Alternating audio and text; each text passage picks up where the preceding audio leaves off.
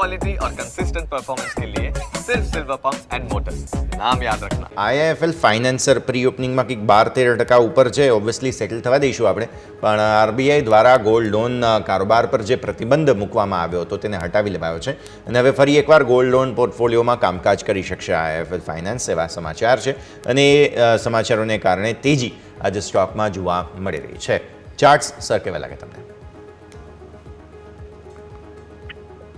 IIFL ફાઇનાન્સની વાત કરીએ તો અહીંયા ગઈકાલે આપણને એક સારું એવું કરેક્શન જોવા મળ્યું હતું. અહીંયા આગળ મેજર રેઝિસ્ટન્સ 535નો લેવલ છે, જ્યાંથી આપણને ગઈકાલે પણ ત્યાંથી એક પ્રોફિટ બુકિંગ જોવા મળ્યું હતું. સ્ટોકમાં ઓલમોસ્ટ 60% એક આપણને કરેક્શન જોવા મળ્યું હતું. સિમિલર ટુ ધ આપણને જે મિડ કેપ સ્મોલ કેપમાં જે કરેક્શન જોવા મળ્યું હતું.